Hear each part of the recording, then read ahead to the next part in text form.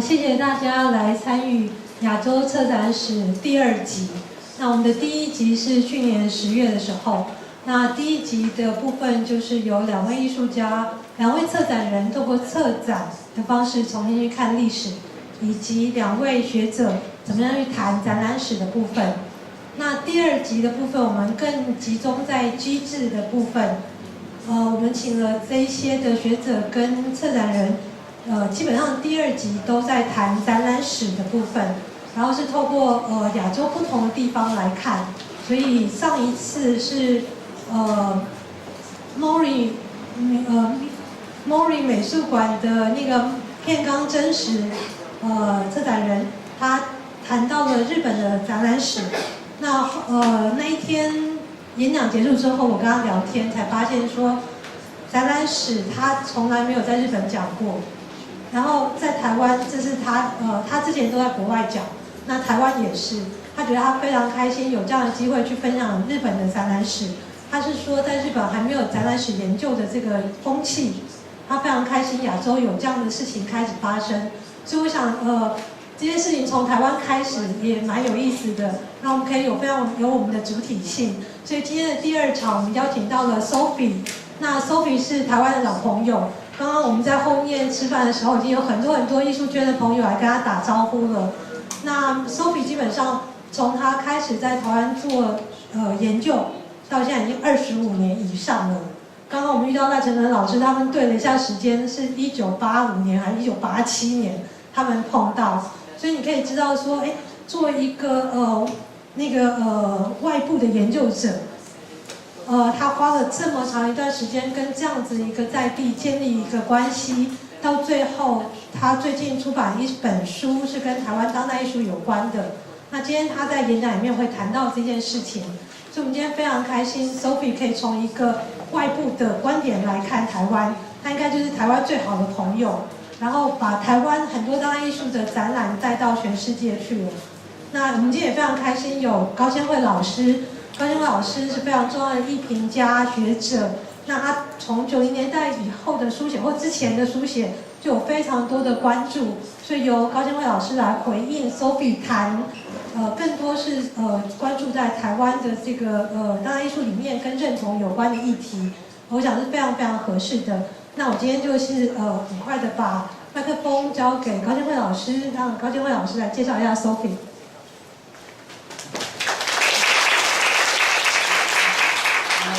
大家好啊！我今天真的是非常惊讶，就是说Sophie 已经在台湾耕耘了这么多年了，但是我是第一次在这个机会才遇见她。那Sophie 她事实上呢，她的确就是从1990年代开始就关注到台湾，先是到中国去学习了中文，然后1995年就沉浸于台湾的艺术发展。那么刚刚的一个短暂的一个我们的小聊天当中呢，我真的非常的惊讶，就是说他这些资料的收集都是第一手资料的。那么从1995年开始到1996年的那个台北很重要的双年展，那次的展览他也在现场看过了。那他几乎是横跨了台湾非常重要的这个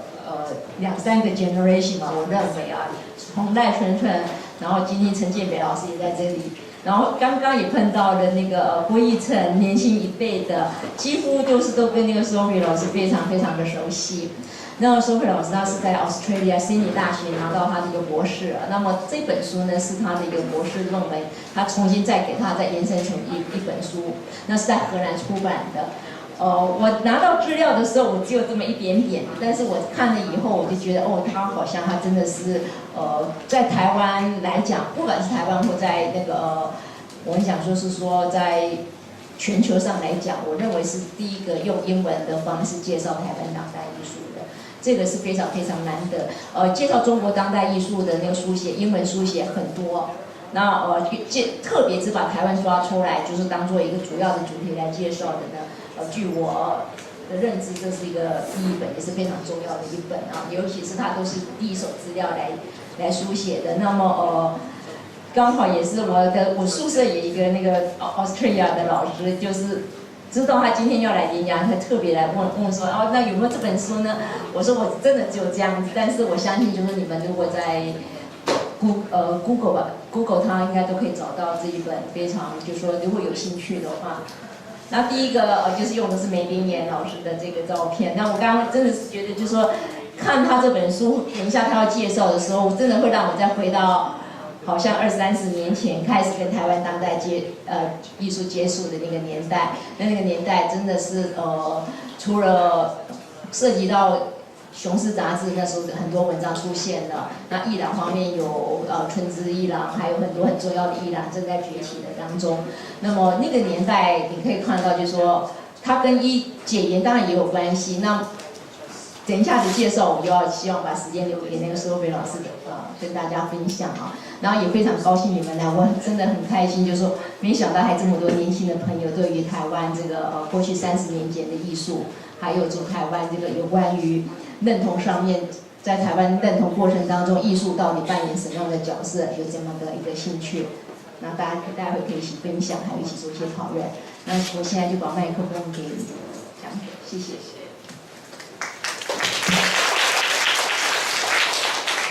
谢谢贤惠 and 大家好。对不起，现在我不会说中文，我现在比较老，所以我忘记我的中文比较方便说英文。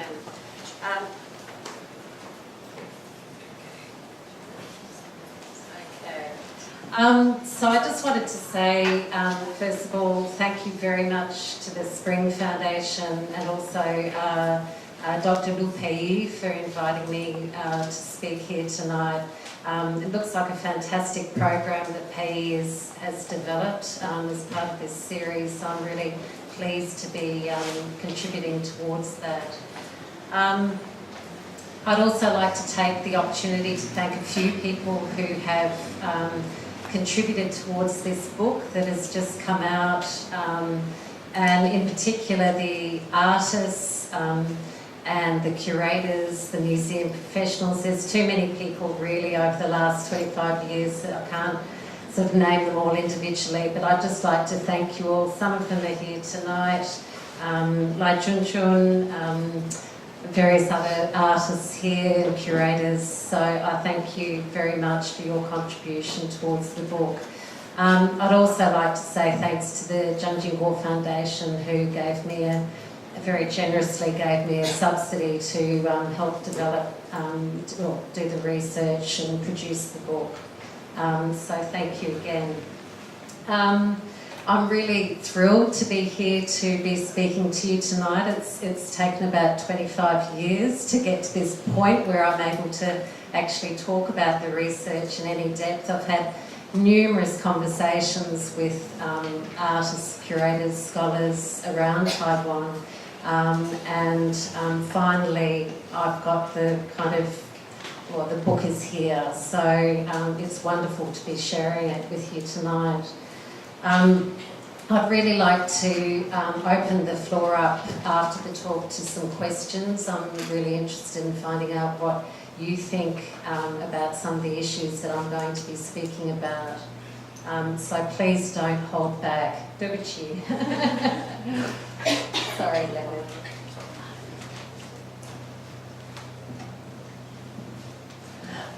非常感谢各位今天能够参加这个活动，我非常荣幸在过去25年间有这么多跟台湾的艺术家、学者还有策展人合作的机会之后，一同来创作出我今天要跟各位分享这本书。我也很期待在今天的演讲过后有更多时间可以开放讨论，了解一下各位在场到底对于这25年间的艺术发展，还有我所讨论的议题有什么样的看法。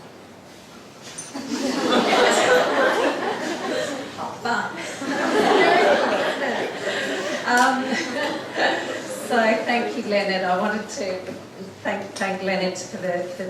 translation tonight as well. So in this presentation, I'm going to give an overview of some of the issues that I'm exploring in the book, and talk about some of the sources of inspiration, the insights I gained, and some of the challenges I faced when doing the research for this book. I must say I'm very used to speaking to a very different audience, so really to a Western audience who tend to, it's a big generalisation, but tend to know very little about Taiwan. They may know about their kind of products that are made in Taiwan, but I have found that most people I speak to are very interested in Taiwan's culture, but know very little about it. 我今天要跟各位分享一下，我在撰写这本书之间，还有这么多年研究的时候，面临过了哪些不同的议题，有哪些不同的问题跟挑战。我今天也必须要坦诚，我过去跟在演讲的时候面对的群众很不一样，他们也许对于台湾文化很有兴趣，可是对于台湾文化的所知非常有限。So when reflecting on the process of researching and writing art from Taiwan, I was reminded of James Clifford's seminal book, Roots, Travel and Translation. In this book, James Clifford describes the journey of a Western researcher. In this particular context, he was talking about a Western anthropologist working in a cross-cultural context. He describes how the researcher literally and metaphorically travels in and between cultures, negotiating physical, linguistic, social and cultural boundaries. 在我这次在研究跟撰写这本书的时候，我一直会想到另外一位作者叫做 James Clifford， 他的这本书叫做 Roots, Travel and Translation。这本书里面，他一直在描述的是在西方的人类学家，他们在面临到跨文化的处境的时候，可能会面临到各种不同的变化跟不同的问题，可能包括了实体的问题，可能包括了语言问题、社会问题，还有文化各种不同的隔阂跟界限。Working in a cross-cultural context, as many of us do in the field of Asian art, we must negotiate a range of different roles and relationships. We're both an insider and an outsider, observer and participant, and we're engaged in a complex act of interrogating the self at the same time as interrogating the other. It's this process of cross-cultural encounter, negotiation, and of maintaining a self-reflexive approach that best describes my experience as a researcher and curator of Taiwan art over the past couple of decades. 在这样的跨文化脉络之下去工作，尤其像研究这种亚洲艺术的时候，其实我们一定会面临到各种不同的角色跟不同的关系。一方面，他们既是局内人，也是局外人；他既是参与者，也是观察者。他们同时在不同的角色当中游移，而且不断的反思各种不同的情境跟情况。而在这样的不断反思的过程里面呢，其实Sophie 认为他过去20几年来、30年来，作为研究者跟一个在有关于台湾文化的台湾艺术的策展人的时候，这也是他不断面临的处境。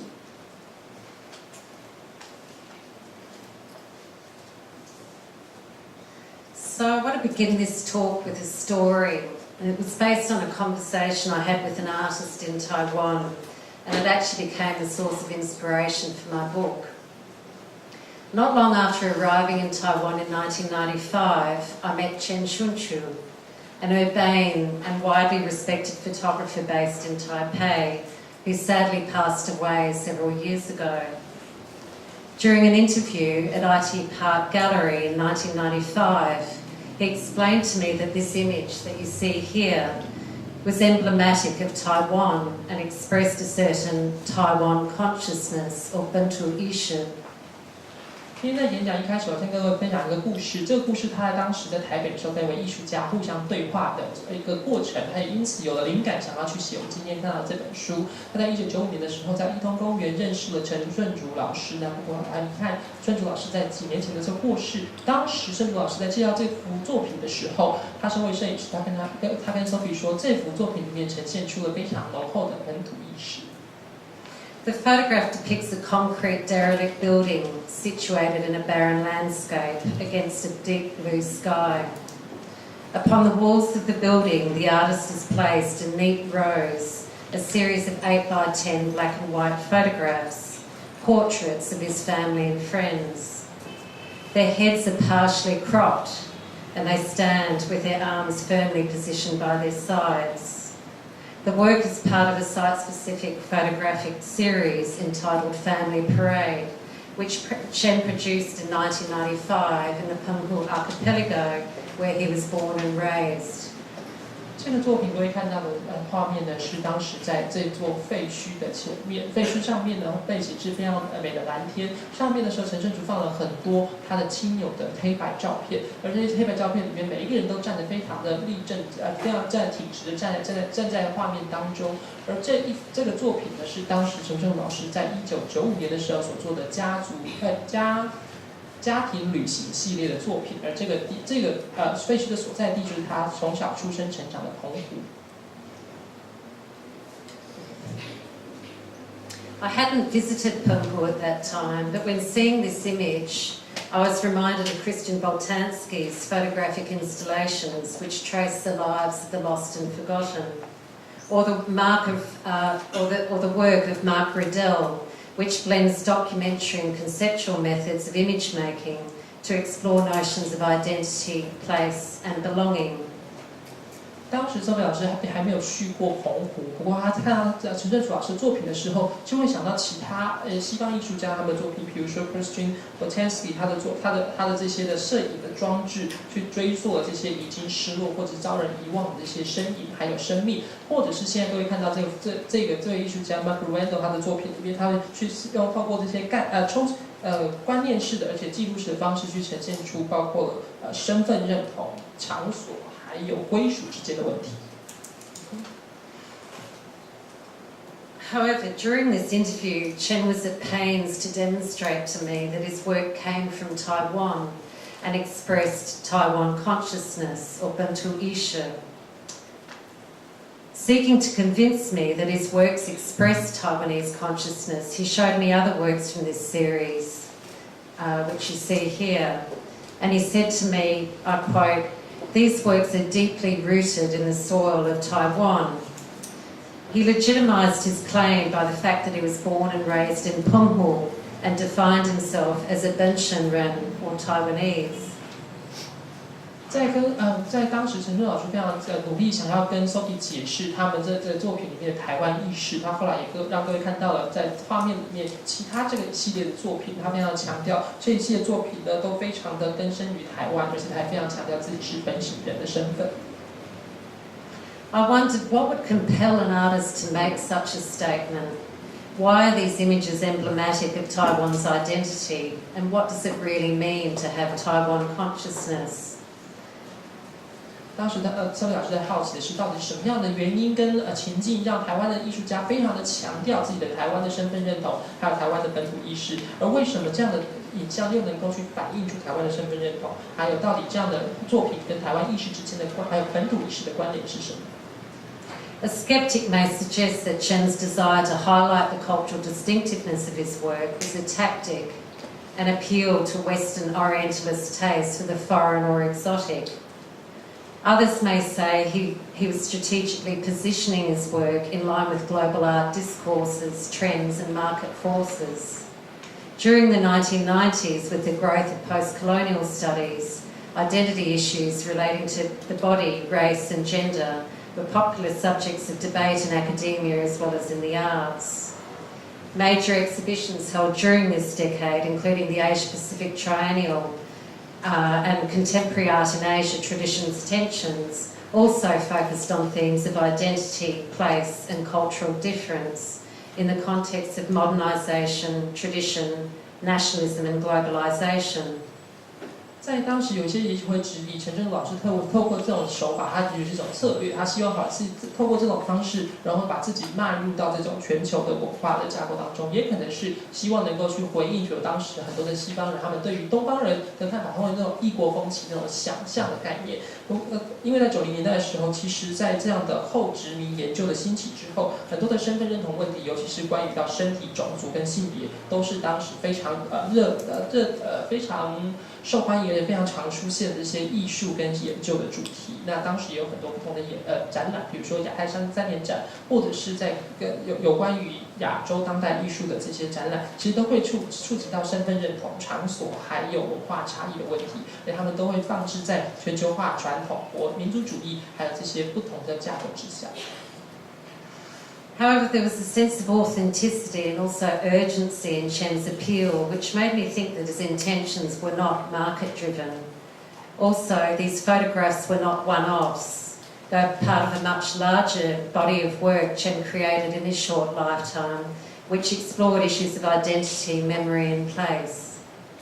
不过，当时陈正淑老师的态度让 Sophie 觉得他并不是因为市场的关系或市场的因素而有这样的作为跟这样的想法，而这并不是陈正淑老师的单次作品，这是一整个系列的作品，很多作品都会去讨论到身份认同、记忆还有场所。I also discovered that Chen was not the only artist in Taiwan who described themselves and their works in these Taiwanese ethno-cultural essentialist terms. In subsequent interviews, local artists would also claim that their works express Bantu Isha. They would also voluntarily introduce themselves to me by their Taiwanese ethnicity, for example, that they're Hakka or Hoklo, and talk about their family lineage and when they arrived in Taiwan. During this period, notions of self-identity and ethnicity were conflated with political issues regarding Taiwan's identity vis-à-vis China,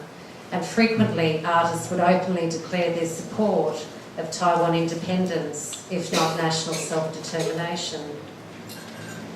在当时，其实 Sophie 老师注意到，不只是这位陈正老师这位艺术家以外，还有很多艺术家，他们都会去高举自己的本土意识跟自己的台湾身份认同，跟比如说自己是来自于是客家人、是河洛人，他们自己的到底是从什么时候父母从迁移到了台湾的这些不同的文化背景，而且当时顺应着当时很多的政治的运动，很多人在思考的是台湾的身份认同跟中国之间有什么样的差异，而哪些在这个过程里面也有很多的艺术家主张台湾独立或者是民族自觉。As Stuart Hall says, we all write and speak from a particular place and time, from a history and a culture which is specific. What we say is always in context and positioned. Identities come from somewhere, they have histories. But like everything that's historical, they undergo constant transformation. 就像 Stuart Hall 曾经提到过的，这边还有写到说，我们每个人在书写跟说话的时候，都来自特定的时空背景，而且会有一个特定的历史跟文化作为它的脉络跟架构。当我们在做任何事的时候，其实我们都身处在这样的脉络之中，而且其实我们都来自于某个地方，而且它都有它不同的历史。不过，就跟任何的历史一样，它都是不断在流动、不断在变化。The concept that identity is shaped by place and time and undergoes continual change and transformation is central to the book Imagining Taiwan. In the book, I explore the ways in which Taiwan and its identity have been envisioned, represented and transmitted, locally and globally through the production, display and reception of art. 我们刚才提到这个身份认同是受到时间跟空间的影响，而且塑造，而且它不断的透过会有一些不同的变化跟变迁。所以在这本书里面，Sophie 老师也非常希望能够去呈现出到底这些台湾还有它身份认同在世界各地到底是如何的去想象、呈现、再现跟传达。In my view, Taiwan is an underexplored though valuable case study through which to explore some of the anxieties, the tensions and challenges experienced by many contemporary artists in Asia in the late 20th and early 21st century, and the strategies they employed to maintain national relevance and compete in a globalised art world. Sophie 老师认为，台湾艺术其实他们过去在研究的时候研究的比较少，但是非常重要的案例研究，因为在过程里面可以去分析出很多的亚洲当代艺术家，他们在过程里面会尤其在20世纪后半和21世纪初的时候，曾经面临过哪些不同的挑战、焦虑跟很多的紧绷的关系，而他们也透过不同的方法、不同的策略，试图能够在这个全球的艺术世界当中维持它的重要性。Focusing on the interrelationship between politics and art in Taiwan's quest for identity, the central aim of this book is to critically examine and evaluate the roles and contributions made by artists, curators, museums and art critics towards the processes of national identity formation in Taiwan. Contrary to the views of some scholars, I argue that the visual arts played a crucial role as a vehicle for national consciousness raising, promotion and cultural diplomacy at home and abroad. 刚刚我曾经提到过，在这段时间当中，其实台湾的艺术跟政治之间有非常紧密的关联性，而且也影响到台湾的身份认同。这也是我在这本书里面去思考的，到底这些艺术家在这个过程里面扮演哪些不同的角色，有哪些贡献。而且周表是非常强调，他认为在这过程里面，其实视觉艺术扮演了非常重要的角色，因为他们能够去做，他们透过艺术的关系，能够去提升广大群众的本土意识，而且进而在国内跟国外去拓展文化外交。When discussing the national, as art historian John Clark describes it, a distinction must be made between official forms of national art generated by the government and artistic expressions of nationalism where the artist has greater agency. In Taiwan during the decade after the lifting of martial law, I argue that this distinction became blurred as politics and art became closely ideologically aligned, forming a symbiotic relationship that centred on the reconstruction and redefinition of the Taiwanese nation and the desire for international recognition and national self-determination. 艺术史学家 John Clark 他当时在定义所谓的国家跟民族的时候，他非常强调这个政府的版本跟艺术家的版本应该要切开，因为两者艺术家之间会有更多的阐述的空间。但是 Sophie 老师在这本书认为，其实尤其在解严之后，台湾过去这段时间以来，政治还有政府还有艺术家之间，其实有一些很特殊的连结性跟关联性。他们在意识形态上面有些互相的连结之后，一同去重新建构跟重新定义所谓的台湾人或者是台湾的本土意识等等，进而再去追求所谓的国际认同，还有民族自觉。While acknowledging the strong emotional response the idea of the nation engenders, especially in Taiwan, which is of course officially regarded a non-nation,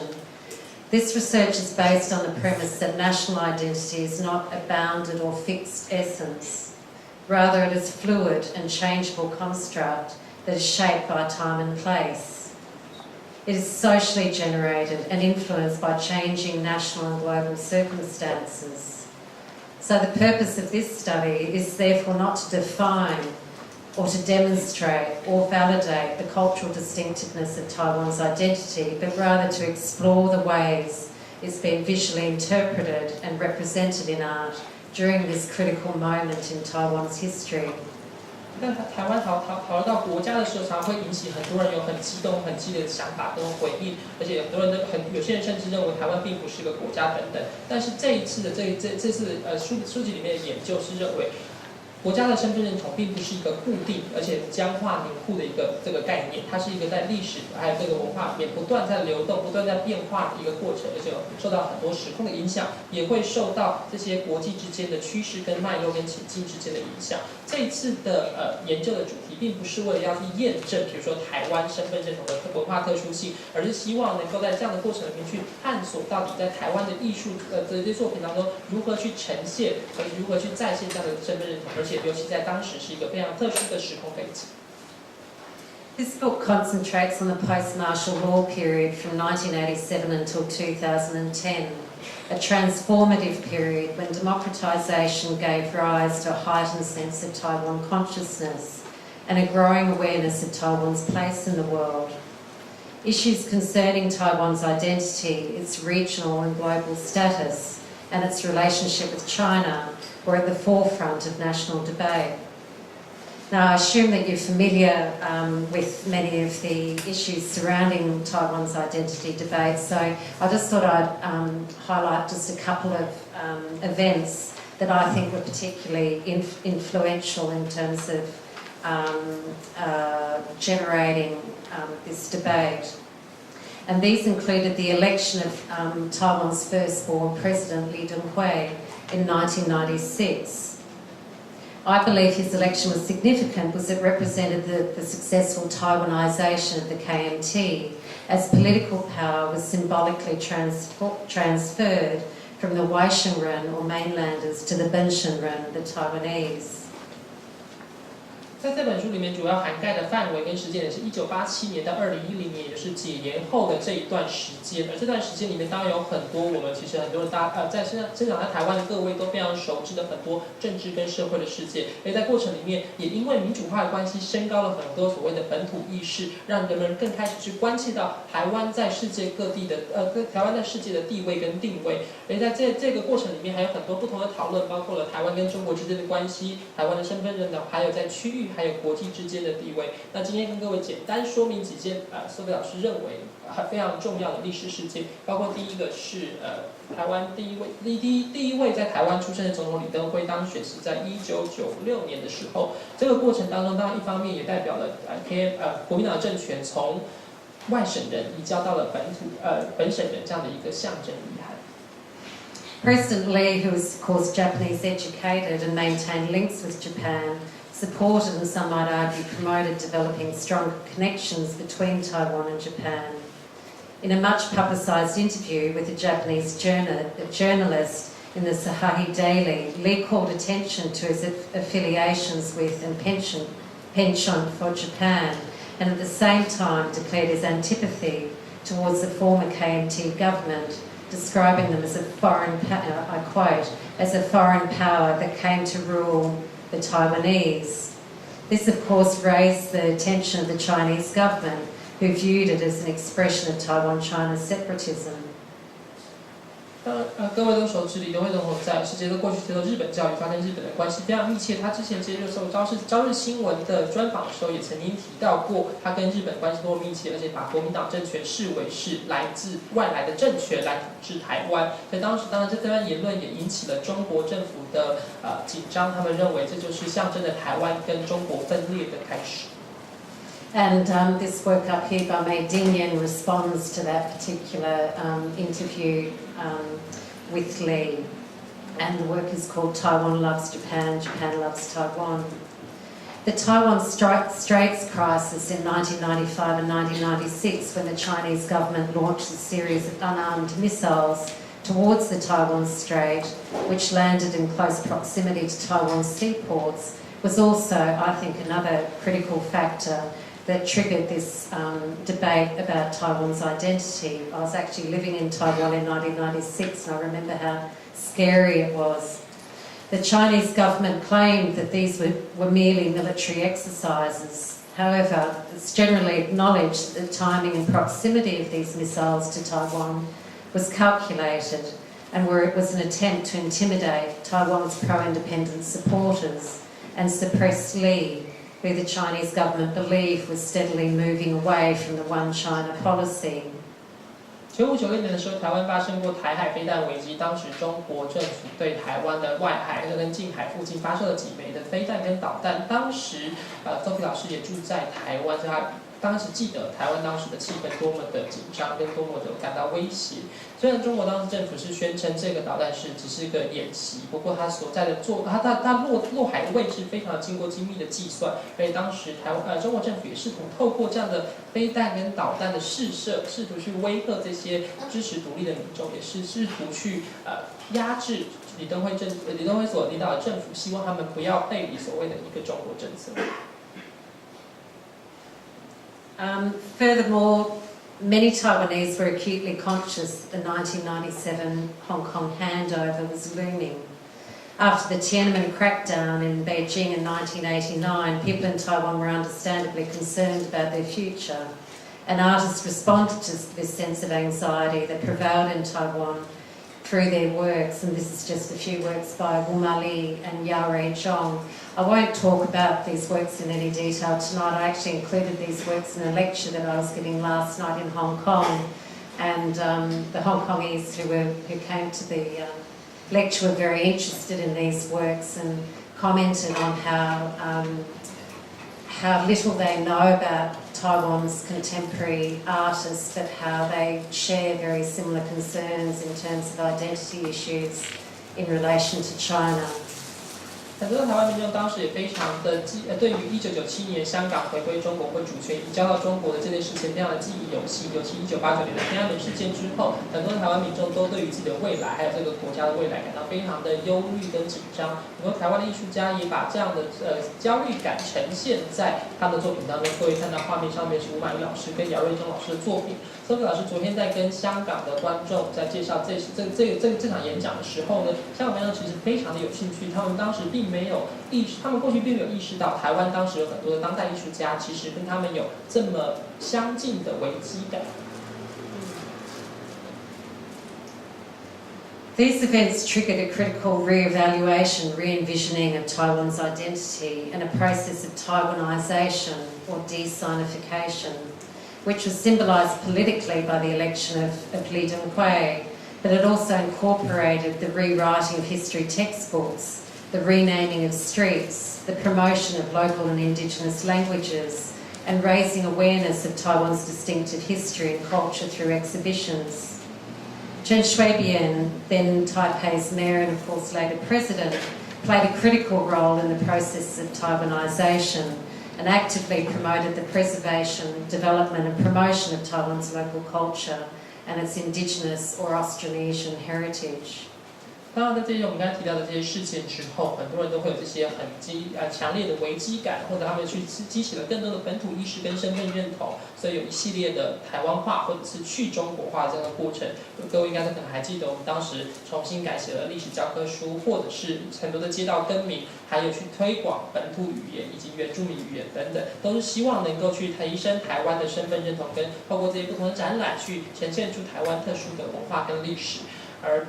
前台北市长跟前总统陈水扁先生当选之后，也非常的努力去推动跟提升这些台湾的意识跟文化，希望能够去去强调跟着重的是台湾本土文化，或者是南岛语系的文化。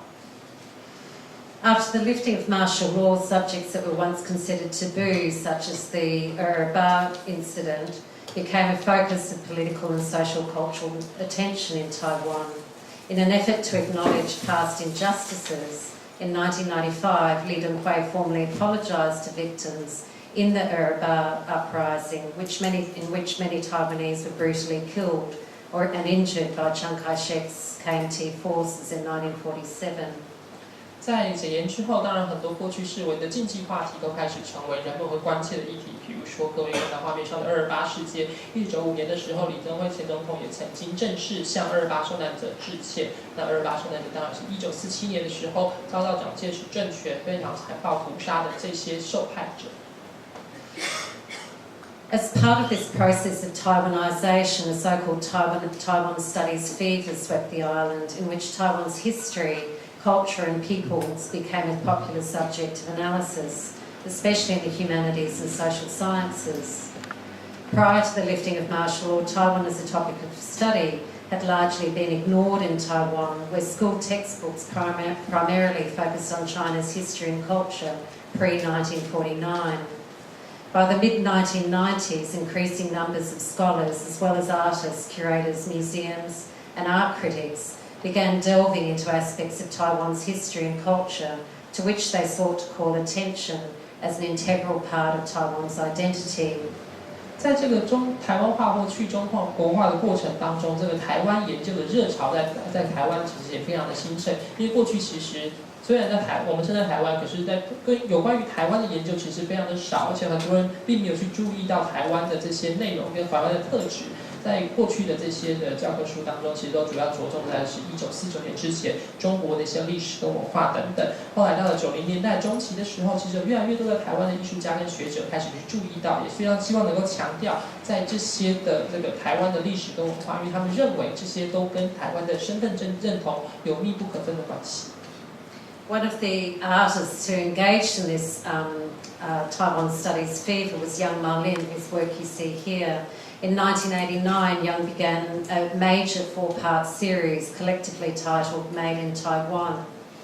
In this series, he weaves together and juxtaposes fragments from Taiwan's history of foreign colonisation, modernisation and globalisation to form his own visual narrative or interpretation of Taiwan's history. he uses historical narrative to reawaken, this is a quote from him, reawaken memories of the past. In the painting that you see on the right-hand side, he represents the Dutch Governor Coyette and Chen Chenggung or Kotzinger, who's on the right-hand side, Coyette is on the left. So he's looking at this history of foreign colonisation in Taiwan. 在这个台湾研究热潮的过程当中，是因为艺术家，所以在画面上看到的杨茂林老师，他就非常的强调，在这边跟台湾有关系的研究，他做的这一系列 Mainland Taiwan 总共4个系列的作品，但是触及的是在过去的外来的殖民、现代化还有全球化过程里面，透过这些不同的图像元素跟视觉语汇去并置跟呈现出他自己所想要呈现出来的视觉的叙事方式跟他的诠释。比如各位在右边看到这幅作品当中，热兰遮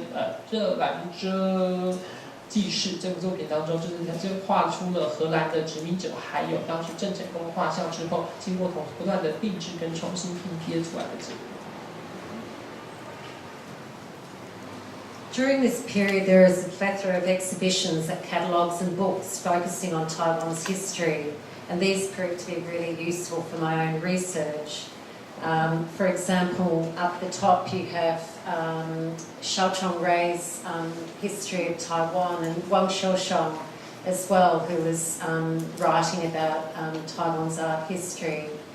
You have Xiongshi Art Magazine, which was one of the first art magazines to explore Taiwan's identity. It was established in the 1970s, along with Yishu Jia magazine below that on the left-hand side. Taiwan Art 1945 to 1993 was a really important exhibition presented by the Taipei Fine Art Museum. It actually included works from the Japanese colonial period, so it's a little bit of a I wondered why they actually said 1945 on the front of the catalogue when in fact it actually went back to the period of Japanese colonisation. In 1994, Line Art, or Xiongshi Meishu, published the seminal book Taiwan Consciousness in Taiwan Art, which you see on the far right-hand side. This book was an anthology of essays exploring Taiwan's history and identity in art. The essays in this book were written by artists, art critics and curators who were actually responding to an essay that had been written by the art critic Ni Zai-chin in 1991 entitled Western Art Made in Taiwan. 这边看到有很多在当时Sophie老师研究的时候非常重要的作品，包括左上角的台湾美术史研究论集，或者是左下角王世雄老师的台湾美术发展史论。当然，在1970年代之后，台湾陆陆续续有一些艺术杂志出现，包括了雄狮美术，还有艺术家杂志等等。在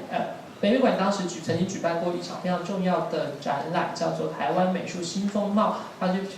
回顾跟收集的是1945年到1993年之间的艺术作品。不过，其实Sophie老师后来发现，里面有一部分是来自于日本殖民时期的作品，所以Sophie老师很好奇，为什么当时北美馆会在封面上面特别强调1945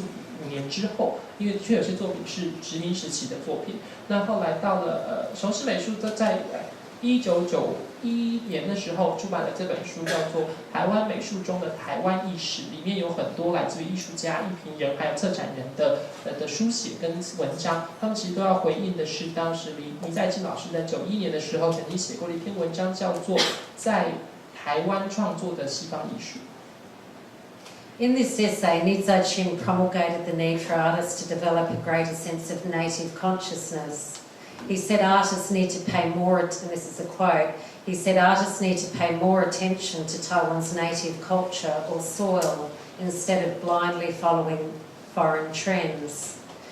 This article sparked an intense debate about what was defined as Taiwanese art, and artists were categorised and marginalised depending on where they were born, i.e. from China or Taiwan, where they studied, whether they studied in the West or in Taiwan. And they were even criticised for their so-called sensibility if it was seen as being too Western. Many of these essays and commentaries were highly subjective and polemical, and the author's political views were often implicit. 在这部作品，在这篇文章呢，李在清老师非常强调，这艺术家应该或者是这些的艺术界人士应该要去发展出自己原生的意识跟的本土意识，而且当时他们也开始要非常强调所谓的台湾本土的文化跟本土的土壤，不要去盲从那些西方的趋势等等。但这个文章一发表之后，也引起了很多的论辩，开始去讨论到底谁是算台湾人，哪些算是台湾的艺术家。比如说，他们就开始去追寻，觉得这位艺术家是来自出生在中国，还是来自台湾，或者是他们曾经在西方学艺术，还是在台湾学艺术，或者是他们的思想如果太过偏西方，也会当时被认为不够台湾跟不够本土。所以他们不过当时这篇很多的文章里面，其实都有很多主观的意思跟主观的看法存在。In the mid-1990s, information published on Taiwan art in the English language was quite limited. They mainly comprised book anthologies, catalogue essays, and exhibition reviews. And these are just a few examples. Asian Art News and Art Asia Pacific, which were established in 1991 and 1993 respectively, were amongst the very few English language periodicals to cover Asian art.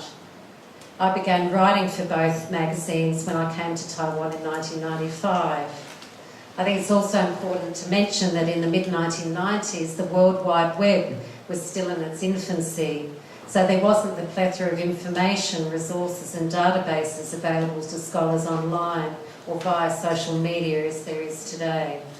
90年代中期的时候，关于台湾艺术的英文书写其实非常的有限，所以各位看到这只是其中几个小的范例。其实大多数的跟有关台湾艺术的书写都是出现在展览的目录当中，或者是展览的艺术评论当中，还有特定的一些目录里面。而这边看到这些作品，只是当中只是非常少的部分。当时有两个期刊叫做Asian Art News 跟 Art Asia Pacific， 分别是在91年跟93年创刊。后来 Sophie 老师在95年搬到台湾之后，也成为这两个作品的撰稿人。因为当时非常强调的是90年代中期，网络还刚刚开始而已，所以网络上并不会像现在可以让各位可以看到有这么多的资讯可以随时的俯拾即是。There's, the catalogue that you see on the far left, Art Taiwan, was the first major group exhibition of contemporary Taiwan art to come to Australia. The second Asia Pacific Triennial included for the first time works by Taiwan artists, two Taiwan artists, Li Mingzi and Wu Tianzhang. And I've just got a couple of images there of Asia Art News and Art Asia Pacific. 各位看到画面当中左侧的 Art Taiwan 台湾当代艺术是澳洲的艺术圈第一次接受到大规模接受到来自台湾的当代艺术，而中间左边主外第二届的亚太3年展是第一次澳洲的3年展当中曾经包括了2位来自台湾的艺术家，而右侧两边这就是当时刚提到的 Asian Art News 跟 Art Asia Pacific 这两个有关于曾经会触及到台湾艺术的英文期刊。So given the paucity of information on Taiwan art in the English language, I came to Taiwan in 1995 to carry out field research. And I made subsequent visits during the next 20 years or so.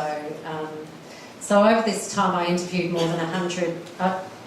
I conducted more than 100 interviews with artists, curators and scholars across the island and visited artists' studios, libraries, exhibitions and even political campaigns. You can see on the right-hand side there was on National Day, Taiwan National Day, young art school student from Taida who was doing this performance. She'd handmade these flags representing Taiwan's history, I suppose. On the far left you can see a very young Yao Rei Zhong and Lin Ming Hong at IT Park who were doing some research. 因为当时有关于台湾艺术的资讯非常的有限跟匮乏，所以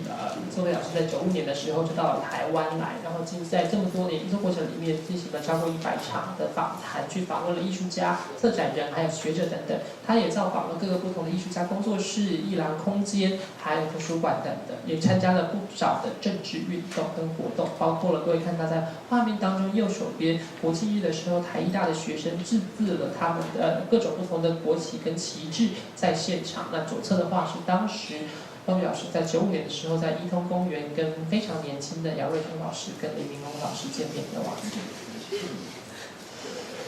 As for any writer, it's a challenge knowing what to include or leave out of a book. And inevitably there are individuals, exhibitions and socio-political and cultural events that have not been specifically mentioned in this book. But their perspectives, contributions and effects have nevertheless informed and enriched my research. It's also really important to mention that the views held by the 4 artists who I'm examining in the book have changed to varying degrees over the course of these 25 years, and the comments and claims that they made in earlier interviews don't necessarily reflect what they believe today. 在写书的时候，当然会面到一个挑战，就是要把什么东西放在书里面，有哪些遗书之憾等等。当然，在过程里面势必会有一些文化的事件、政治事件、社会运动，都会因为篇幅有限的关系，没有办法尽纳其中。而且在这本书里面，其实总共包括了4位艺术家。这4位艺术家的25年当中，他们其实他们的论点、呈现方式，还有他们的所见所想，也许都会有些变化。所以在书里面所收录的内容，未必能够反映出他们现在的看法和观点。Rather than offering a broad survey of artistic developments in Taiwan, in the book I've aimed for an in-depth and sustained analysis, focusing on several artists and exhibition case studies. The book is divided into 3 parts which are loosely chronologically structured. Parts 1 and 3 provide the macro context, exploring national and global developments in the museological representation of art, while Part 2 encompasses 4 artist case studies, demonstrating how at the micro level such developments manifested in the trajectories of individual artists. 这本书并不是要去概览在这么多年以来台湾的艺术发展跟它的艺术圈的变化，而它是所能够从不同的特定的案例研究，而特定的艺术家的脉络跟他们的旅程，他们的这么多年的过程当中去了解当时对台湾艺术的发展。所以在这本书里面总共分成3个部分。那从第一部分跟第3部分主要涵盖的是在这个过程里面，在从宏观的概念当中去看待这个世界跟这个世界的发展，还有国家的发展如何影响了艺术圈的发展。而第2部分的话，就是关注到我们刚才提到有4位艺术家，而这4位艺术家他们的作品又如何受到了这些不同事件的影响。The Taipei Fine Art Museum is Taiwan's first purpose-built public art museum dedicated to modern and contemporary art, and it's the main museum case study in the book.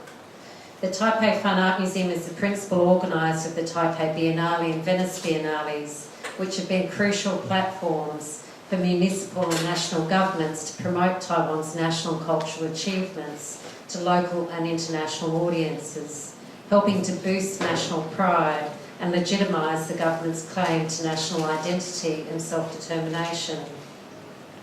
Both biennales have firmly positioned Taiwan on the global art map, and the Taipei Biennale has played an important role in bringing together the local and global, as well as inspiring debate within Taiwan about its identity and its place within the world. The Taipei Biennale and Taiwan's representations at the Venice Biennale are the main exhibition case studies examined in the book. These exhibitions help demonstrate the instrumental role the Taipei Fine Art Museum has played in the construction and representation of Taiwan's identity, nationally as well as internationally, as a vehicle for national consciousness raising and for cultural diplomacy. 各位在画面当中看到的北美馆是台湾第一个专门是针对现当代艺术所设计出来的美术馆，而这个美术馆呢，当然也非常重要，是这一次这个研究里面的主要的博物馆的案例、美术馆的案例研究。北美馆作为台北双年展跟威尼斯双年展台湾馆的主办单位，当然也肩负非常重要的任务。台湾的政府希望透过这样的展览之后，能够去呈现出台湾的艺术上面的成就，同时能够去提升台湾的民族的荣耀跟民族的自尊，希望能够去凸显这种我们刚才提到的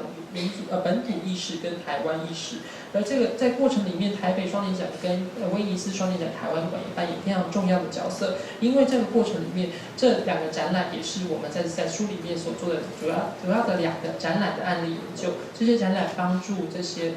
不论是艺术家或者是这些单位去呈现出、去建构跟塑造出台湾的身份认同，无论是在国内或者是国外，同时也希望借此去彰显出文化外交还有本土意识。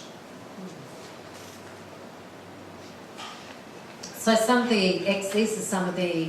exhibitions that I examined in the book. That I guess just a fairly small sample of them. But Gulchen Hui and I were just speaking earlier about how important the 1996 Taipei Biennale was. It's called Quest for Identity,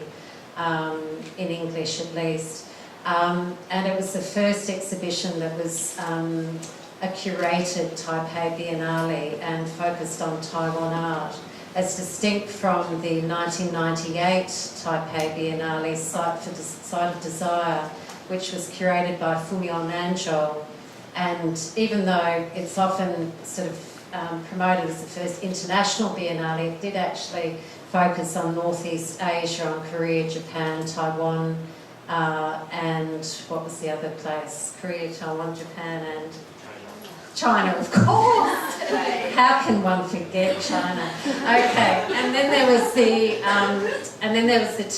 2000 Biennale curated by Xuanrei, and that was the first Biennale where they adopted this local international curatorial model. So that was another quite important one. There are numerous exhibitions that I do actually discuss in the book, but these are just a few of the key ones. 这边看到几个是书里面非常提到很重要台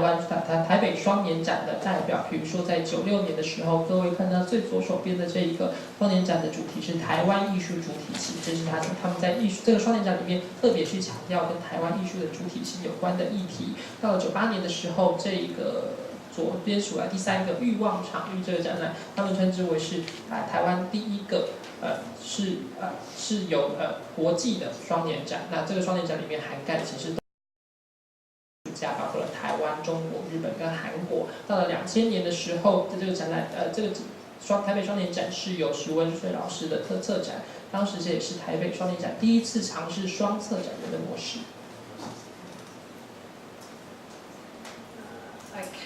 So the four artists I examined in the book include Mei Dingyan, Yang Molin, Wu Mali, and Yao Rui Zhong. And I've already showed some of their works earlier in this talk, but I've got a couple more here. These artists, and I'm just going to sort of flick through them as I'm talking. These artists are amongst Taiwan's most active and widely recognised contemporary artists during the 1990s, especially participating in major national and international exhibitions. As artists, writers, critics, curators and activists, their contributions towards the development of art and this identity debate in particular have been significant and far-reaching. Their perspectives on Taiwan's identity and what it means and looks like engendered markedly different responses, and their work, I think, reflects the complexities, tensions and paradoxes underpinning this identity discourse. 在这本书里面，Sophie老师涵盖了4位艺术家，包括了梅丁眼、杨茂林、吴玛丽跟姚瑞忠。刚才有看到部分艺术家的部分作品，那这边再可以看一下更多他们当时的作品。他们是当时台湾在90年代最在国际上面为人所知的艺术家，是因为他们参与了很多国内大型还有国际上面的展览，而他们的很多的艺术作品，他们身为艺术作品书写者，还有艺评以及策展人等等，他们的这些的贡献，其实也影响了，也有很多引起了很多不同的论辩，而他们呈现出来的国家认同跟身份认同，当然引起了很多各种不同的回应跟看法。不过他们的作品，其实从这些作品当中也可以看得出来，这个有关于身份认同议题，的确在国内是充满着非常紧绷的关系，而且非常的复杂。The question of agency is central to this study in exploring the roles that artists, curators and other museums professionals played in this identity discourse as visual commentators and cultural representatives of Taiwan internationally. This is not to suggest that Taiwan's art community was united in its support of Taiwanese nationalism or independence, nor were artists merely cultural agents for the government. Some members of the arts community openly criticised the government and the fervent nationalism driving Taiwan's quest for identity. 在这研究里面，我们刚才提到，他非常关心的是这些艺术家，还有艺术家、策展人，还有很多其他的艺术界的专业人士，到底在这个身份认同的塑造上面扮演了什么样的角色，跟什么样的产生什么样的影响。但是并不是代表说台湾的艺术界所有都是全炮口一致，完全支持台湾独立。当然也并不是他们都完全成为政府的代言人，他们很多人其实也公开的批判跟去批评政府的立场，也是政府的作为，所以也呈现出在追求身份认同跟民族自觉的时候，其实艺术家之间有非常多元跟多样化的看法。This book offers a nuanced account of the ways in which the visual art community engaged with identity discourses, generating images and narratives that supported, critiqued and contested official discourses relating to the idea of the nation and notions of nationhood. 这本书里面希望用非常细致的方式去呈现出，同样是艺术圈的艺术家，他们其实对于同样的问题，包括了民族自觉，还有身份认同，有呈现出非常不一样的看法，不一样的呈现方式。他们对于国家的想象跟概念也有不一样的诠释跟解读。Artistic agency is also influenced by the economy, and as this book demonstrates, global political and commercial imperatives, along with the exponential growth of China's art market, unequivocally had some bearing on individual artists' changing perceptions and on their practices during this formative period in Taiwan. 当然，艺术也会受到经济的影响，包括这么多年来的这些国际的政治、全球还有商业的变迁跟变化，当然也包括了中国经济崛起，也可能会影响了这些艺术家在这么多年来的看法，还有观感以及他们所呈现的方式。By the early 21st century, Taiwan's struggle for national sovereignty started to wane in favour of a more pragmatic and economically inspired desire to maintain the status quo. Seeking to remain at the forefront of international trends, Taiwan's identity was re-envisioned as both local and global. The impact of globalisation, and in particular the growth of digital technology and mobility, along with the rise of China and the emergence of a new generation in Taiwan, paved the way for this paradigmatic shift from a Taiwan-centred to a more inclusive and expansive local global discourse that encompassed China. 到了21世纪初的时候，台湾去追寻这种国家主体性的这种趋势，慢慢的开始降温之后，现在有越来越多人开始采取这种更务实的看法，认为要所谓的维持现状这样的过程当中，其实很多时候虽然在为了要去继续站在国际趋势的前端，所以很多人他还主张了这个台湾的身份认同是既本土又国际的这种身份认同，同时还有其他的影响因素也不断在出现，包括了全球化的影响，或者是数位科技的变化跟影响，还有中国崛起的影响等等，都让新一代的艺术家开始有这种新的不一样，虽然以台湾为中心的主体思想，但同时也会涵盖更多的国际的元素，也包括了中国在内。During return visits to Taiwan in the early to mid-2000s, I noticed that in line with KMT government policy, cross-strait interaction dramatically increased in the cultural sector. This is exemplified by the number, size and scope of exhibitions of Chinese art presented in Taiwan. And these were two exhibitions that the Taipei Fine Art Museum organised, which many of you may have seen, of works by Zaibo Chung and Ai Weiwei in 2009 and 2011. There are also exhibition exchanges between museums in Taiwan and China, for example with the Gugong and museums in China, which promoted cross-strait cooperation and dialogue. How effective these exchanges have been in developing mutual understanding is contestable, but there's no doubt that art is being used by both governments across the strait as a vehicle for soft power. 在后来到了2000年代之后呢，当然因为国民党政府的关系，我们开始去促进很多的两岸交流，包括在艺术方面有很多两岸交流。这边看到的是有2个在北美馆曾经举办过的展览，一个是蔡国强在2009年的泡美术馆，还有2011年的时候的艾薇薇的缺席，这2个都是非常大型的来自中国的艺术家的展览在北美馆举行。那当时当然在这样的文化交流还有展览交流，并不只是在美术馆，故宫也有很多的交流，而且两岸的政府都希望能够去促进这种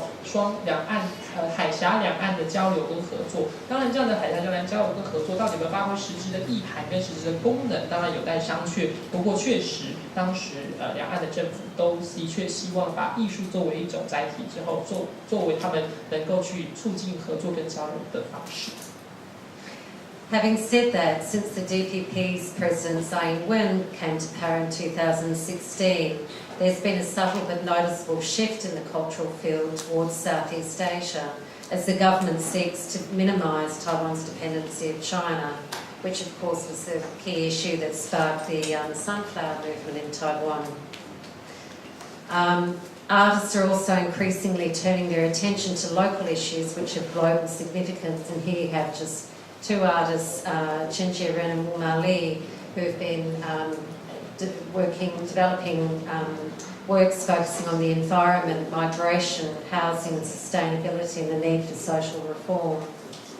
自从民进党的蔡英文总统在2016年就任之后，他们就开始推出了新南向政策，希望能够去降低对于中国的依赖，并且促进更多跟东南亚之间的交流。而这个跟对中国的依赖的多寡，也是当时2014年太阳花运动之所以发生的一大原因。然后在过程当中，其实现在看到很多的艺术家也开始去关注更多更本土的议题、更在地的议题，还有这些很全球的议题。比如说画面上看到陈建仁老师的《帝国边界》，或者是吴玛丽老师的数美分析的环境运动，这些的作品都是希望能够去触及包括了环境的议题、迁徙的议题，还有住居的问题。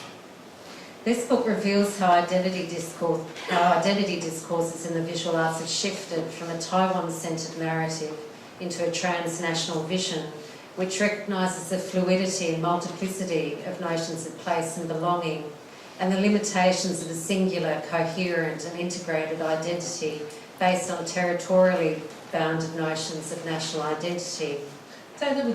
作品里面，其实很多的艺术作品，很多的视觉艺术的作品都其实逐渐的去变迁跟变化，从原本从台湾为主或台湾中心的论述，去呈现转变成跨国的论述。而在过程里面，也是当然呈现出了这种身份认同是不断的流动的，而且有非常多的面向，非常的庞杂等等。而且我们也缺乏一个我们也并没有一个所谓单一的建构或单一的身份认同，可以在这个以土地作为概念去创造出来身份认同。The invention and instability of constructs of identity and nation are further challenged by the reality of a transnational borderless global community in which representations of nation and nationhood in art and museological practice can be regarded as irrelevant or outmoded. Yet, until Taiwan's national status is resolved vis-à-vis China, the idea of the nation and of identity, however elusive it may be, is likely to remain firmly embedded in Taiwan's national imaginary. 这种刚才提到的这种身份认同的建构，在这种全球化、跨国的概念跟潮流当中，其实受到了进一步的挑战。现在很多人会认为，我们如果再去追溯这种所谓的国家，或者在艺术里面去追求这个国家或身份，或者这种限定的国族的概念的话，可能是比较弱，或者是比较不受欢迎或不流行的。但是只要台湾跟中国之间的关系没有进一步的确认或者是厘清之前，这个跟国家之间还有身份认同的想象，还是不断会出现在艺术当中。Writing about art and culture is never neutral or definitive, since culture, like identity, is never complete or static. As Stuart Hall lucidly remarked, identity is an act of becoming. For the research, there's always the question of where to start and end, especially in Taiwan, where the identity debate is ongoing. 当然，有关于艺术跟文化之间的书写，并不会因此而中断，或者它不断的去流动，不断在变化当中。而且，就像多后曾经提到过的，这个身份认同一直是一个不断在成为和不断在成型的过程。所以在对于研究者而言，他就会思考到底什么时候要作为画下句点，到底尤其在现在台湾的身份认同认定还在进行的时候，到底要怎么样画下一个范围是非常重要的。So, given that this session is all about, or meant to be about curatorial practice, I thought I might actually discuss two exhibitions just very briefly before we end that were very much inspired by the research that I've been doing in Taiwan. I'm actually only going to talk about two of these exhibitions rather than three, but the first one is Face-to-Face Contemporary Art from Taiwan, which was a very early exhibition that I did, curated in 1999, that toured Australia and New Zealand. The second exhibition I'm going to briefly talk about is the catalogue in the middle called Islanded Contemporary Art from New Zealand, Singapore and Taiwan. 那在今天最后，在开放讨论之前，我要跟Sophie老师要跟各位介绍他自己在澳洲所策划的两个不同的展览，都跟台湾当代艺术有关系。一个是最左手边的面对面台湾当代艺术，这是在澳洲当时的博物馆里面黄金海岸所举行的展览，而另外一个是中间的这个展览叫做岛，它在讨论的是在纽西兰、新加坡跟台湾的当代艺术。So I must say I apologise for the photos. I realised when doing this book that how in the 1990s documentation of exhibitions, if it was done at all, was not always done particularly well, including by myself. So it was actually in the book I did find it very hard finding high quality images from the 1990s. But so these are a few of the images that I took from the exhibition Face to Face. The image on the left is just a kind of fun image. It was the group of artists. There are 8 artists who participated in the exhibition. It was Chen Shunchu on the far right, Yao Rei Zhong, Tao Yalun, who have we got? Chen Hui Chao, Lin Chunru, and Wang Junjie. And there was, I don't know if I mentioned Chen Jieren, who's got the camera in front of his face. 在这次在做这本书的收集研究资料的时候，他就苏老师意识到，其实很多的展览的记录并没有做得很好，包括他自己做的展览也是一样。所以他在当时现在要去回溯这些1999年所筹划的展览的时候，其实要找到影像记录非常的不容易。那左边这一张是他们当时参展的8位艺术家跟他的一个合影。那这边里面有看到的是姚瑞忠老师、王俊杰老师、陶雅文、林纯如、黄志阳、陈顺竹，还有陈建仁老师是把相机放在脸前面的那个。So this exhibition came out of research that I did not only for my master's PhD thesis, but also during a residency when I was a curator in residence at the Taipei Fine Art Museum in 1998, I think it was. The exhibition toured, as I mentioned, Australia and New Zealand. It was co-organised by the Taipei Fine Art Museum and the Gold Coast Art Gallery. And the work on the right by Wang Junjie was a work created especially for the exhibition. I don't know if any of you have been to the Gold Coast or Huangjin Haiyan, but many Chinese, Japanese, Asian people love going there. For most Australians, we find it's a little bit tacky, but because it's very touristy. But so Wang Junjie did this work in relation to the kind of theme parks, responding to that kind of holiday theme park atmosphere that you find at the Gold Coast. 在这个展览面对面台湾当代艺术当中，这个展览其实是并不只是Sophie老师当时的博士论文的研究，同时也是他在98年的时候到了北美馆去做驻馆策展人的时候的这个研究出来的结果。这个展览刚才提到是由北美馆跟黄金海岸艺术馆一起合作所策划的展览。从右侧各位看到这幅作品是王俊杰老师当时呼应了黄金海岸当时的现象而做的作品。黄金海岸当时是很多亚洲人，尤其是来自于中国跟台湾的人观光客喜欢造访地点，但是对于澳洲人而言，他们本地人觉得那就是个观光客会去的地方，他们本地人反而觉得有点老套，不太喜欢去。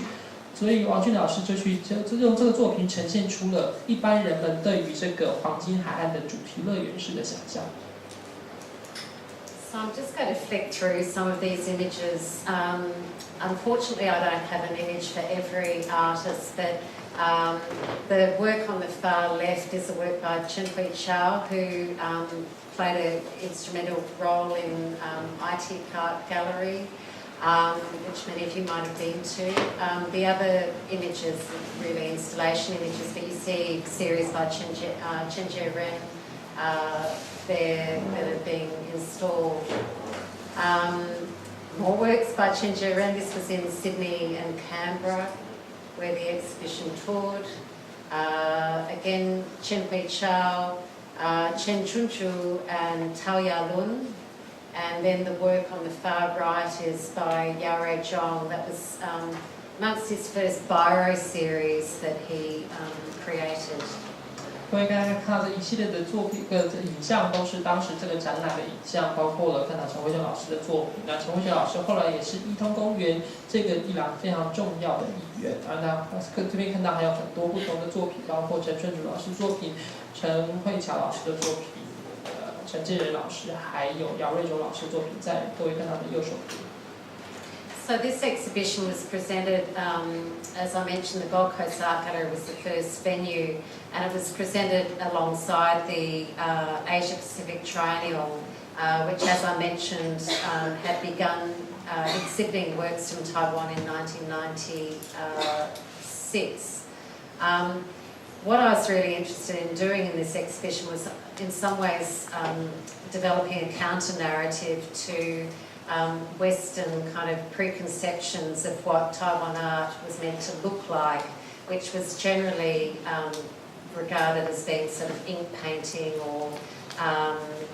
much more kind of conventional Chinese art. And so I was really wanting to kind of complicate that preconception or challenge that preconception through the presentation of these works, which were included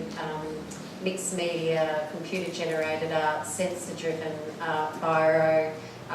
It was quite a diverse selection of work. 这个展览刚才提到是1999年的时候举办的，那刚才在之前的时候提到过，澳洲在1996年的亚太3年展的时候，第一次有来自于台湾的艺术家，而这一次这个展览当中 ，Sophie 老师的策展其实也是试图去回应，或者是要去驳斥那些一般西方人对于亚洲或者台湾艺术的想象，他们想象的台湾艺术可能还是比较水墨画啊，或者这种中国风的传统艺术。而Sophie老师希望在这个展览里面去呈现出台湾当代艺术里面其实有非常多不同的层面，所以有很多的复合媒材，也有很多的电脑生成艺術等等各种不同，让一般西方人对于台湾艺术的想象。It was really interesting, the audience responses actually, in particular to Chen Jie Ren's work. Some people commented and said, "Gosh, I never knew that they did such sophisticated work over there." 当时很多澳洲的艺术家、澳洲的观众看到了陈建仁老师作品之后，非常意外，台湾能够呈现出这么丰富而且厚度的作品。Also, you may, I haven't got an image of it, I don't think, but one of Chen Jie Ren's works, the one here in the middle, I think it's called Being Castrated, looking at the Boxer Rebellion in Shanghai, this middle one. And at one particular venue, the director suggested that perhaps we should exclude it from the exhibition because he was really worried about the kind of violent overtones that were sort of expressed, I suppose, in this work, that I sort of challenged him and said, well, look, these works have been quite widely exhibited. Let's just leave it up and see what happens. And in the end, the audience actually really engaged with this particular work, and one visitor actually commented that his father had lived in Shanghai in the 1930s, and so I kind of drew out this whole history, personal history and memories of members of the audience in relation to that particular work. 当时这部作品在展场当中，这部作品陈建老师的作品，其实有一个巡展当中有一个馆方在担心说，这里面可能会有一些比较暴力的意涵或暴力的意象等等。这个作品是跟在上海当时的民众的这个抗争有关系，所以他们考虑要不要把这个展览特别隔绝出来之后，以免引起了有些人的不适或者是不安的感觉。但是Sophie 老师觉得这个展览这个作品其实已经在很多地方展览过了，我们不如就把它放在原来应该放的地方，然后看看观众的反应如何。但后来其实澳洲的观众反应普遍非常的有意思，非常的好，而且还有一位观众提到过，因为这个作品让他想起了以前父亲在1930年代在上海居住过的记忆，所以引发了很多不同的看法跟回应。And the works by Huang Zhiyang. The work on the left was actually a series of 8 works on paper using the sort of calligraphic mark making but to explore notions of hybridity and sort of the human species as this kind of hybrid form. Sorry. 刚才那个作品是黄志阳老师作品，他其实左边那幅作品其实是总共有8幅的作品，其中的1幅，那它去呈现的是人类这个种族或者人类他们里面有多么的复杂，有多么的混合。So finally, I'm just going to briefly kind of present a brief overview of this exhibition, Island of Contemporary Art from New Zealand, Singapore and Taiwan. This was an exhibition that grew out of a conversation between myself and Li Wen Choi, who's quite a prominent writer, cultural theorist, who was based in Singapore and is now returned to Malaysia. He was the artistic director of the substation in Singapore at the time. Also, we worked with Eugene Tan, who's now the director of the National Singapore Art Museum, who was then director of the Institute of Contemporary Art Singapore at La Salle University. We were talking about the idea of, or the concept of islands, and of what it means to live on an island. I happen to have lived on many islands, Tasmania, New Zealand, Australia is kind of just a big island. And for Eugene and Wing, okay, Singapore isn't geographically really an island, but it was the idea of actually turning the noun island into an adjective or adverb to be islanded. 这个展览其实是接下来就要介绍这个展览是当时他跟2位艺术家跟策展人，包括了 Eugene Tan 还有 Li Wen Choi 3个人一起讨论出来的结果。他们讨论的是岛的这个概念，还有岛的居住经验。那 Sophie 自己其实在很多不同的岛屿上面居住过，纽西兰、塔斯马尼亚岛，当然包括澳洲也是个巨大的岛屿。那新加坡虽然并不是一个地理上而言并不是一个真正的岛屿，可是他们其实这个时候讨论的岛就会有一种就好像形容词一样，它并不只是一个名词而已，它是一个我们要去描述一种体验的时候会使用的词。So the concept of islanded as a verb suggests a point of departure and arrival. It suggests a feeling of being on the edge, perhaps overlooked. So what brings these 3 places together, Singapore, New Zealand and Taiwan? In many ways we share histories of colonisation, migration. There's been conflict or wars when migrants have arrived in each of these places, leading to, in some cases, a sense of trauma. There's a need to survive, and all these aspects, I suppose, impact on our psyche. 在这个过程里面，所谓这个岛如果变成动词的话，就有一种好像是要去分离或者要去对抗的一个概念。而且在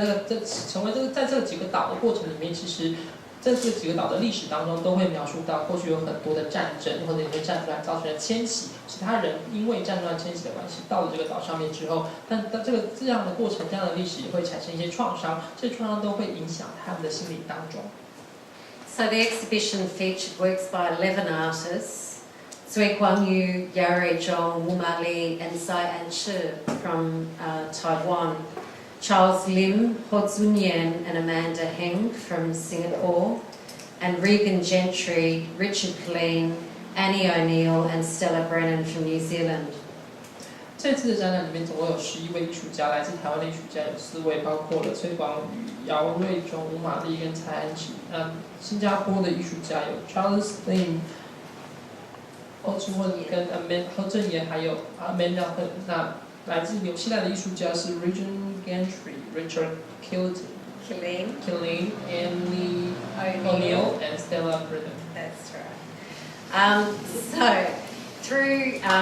So one of the themes of this exhibition was this kind of history, or this theme of arrival, of colonisation, and of discovery. And I think some of you may be familiar with Ho Zunyan's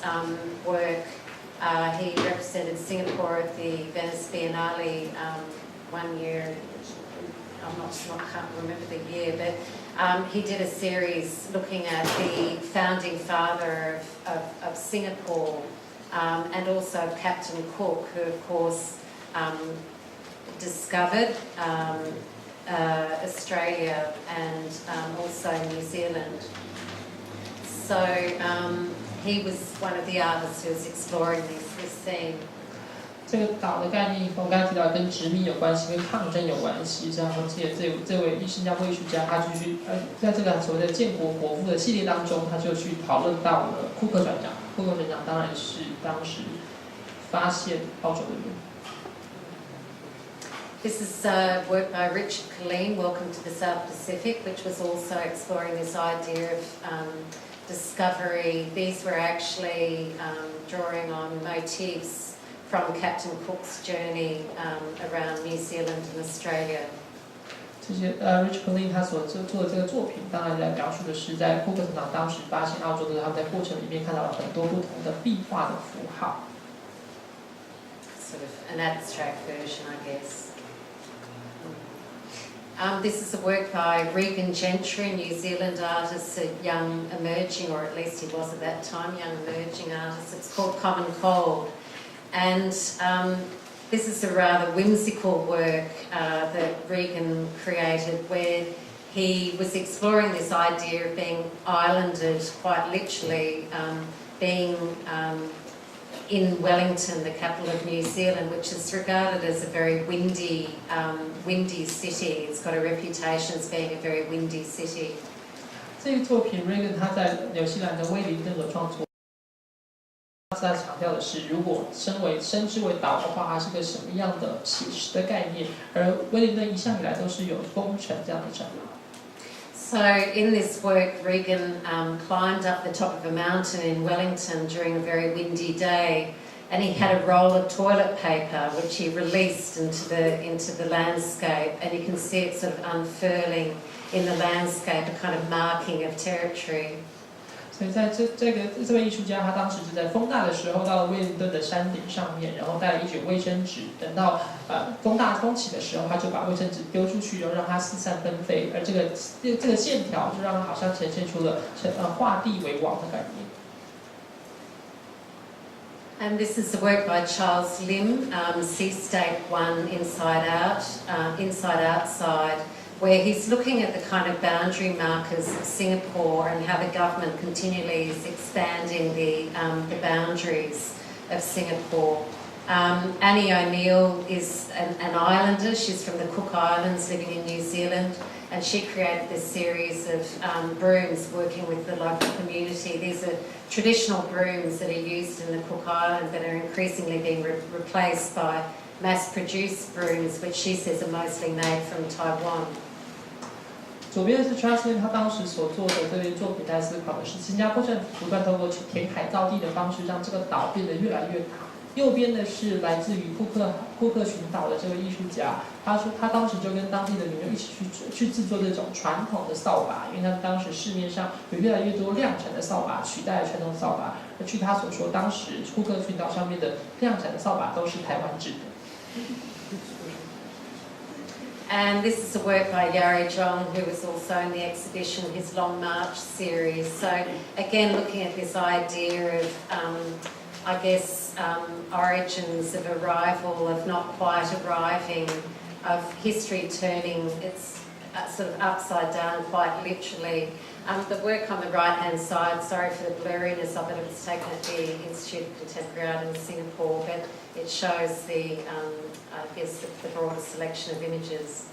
这是杨润中老师的作品，这一系列当然要呈现的是在对抗抗争还有翻转的过程里，甚至是历史翻转或者是画面非常明显的翻转过程的这个状态的作品。而右边看到的比较模糊的画面是当时这个展览巡回到新加坡的画面。So I think I'm just going to conclude here. I've been told to wrap up. So, and I really actually want to hear back from you. And Dolce and Hui, I know, has got some questions that she'd like to engage the audience. We'd like to hear your voices as well. So thank you very much for listening to and for coming tonight. 非常谢谢各位，希望之后有任何问题的话，都可以希望能够跟各位讨论。